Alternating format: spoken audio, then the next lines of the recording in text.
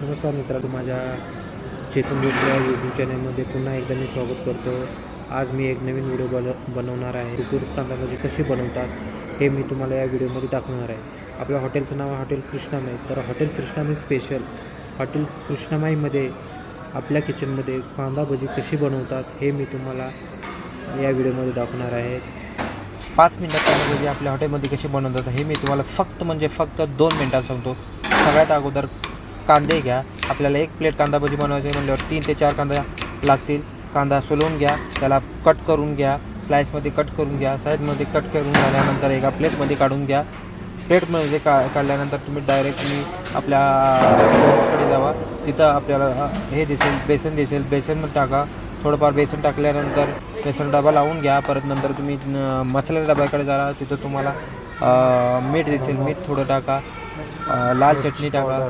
अजून म्हणलं धनिया पावडर, हिरवी मिरची आणि कोथिंबीर टाका.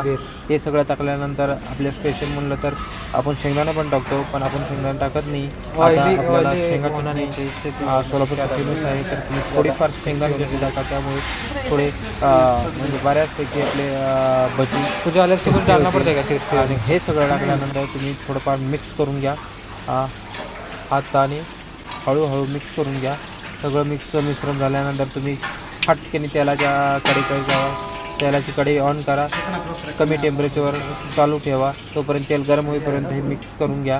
ठीक आहे. आता हे तेल गरम व्हायला आहे, तुम्ही तोपर्यंत मिक्स करून घ्या. तेल गरम झाल्यानंतर हळूहळू तुम्ही तेलामध्ये तुमच्या अंगावर उडून येणार नाही याची काळजी घ्या. आणि हळूहळू कांदा भजी तुम्ही तेलामध्ये सोडा. ठीक आहे. तेलामध्ये सोडल्यानंतर तुम्ही त्याला हळूहळू हलवून घ्या. ठीक आहे. असं हलवून घेतल्यानंतर जोपर्यंत त्याला लाल रंग येत नाही तोपर्यंत तुम्ही ते कांदा भजी हलवत राहा. आणि अशा प्रकारे तुम्ही 2 मिनटात कांदा भजी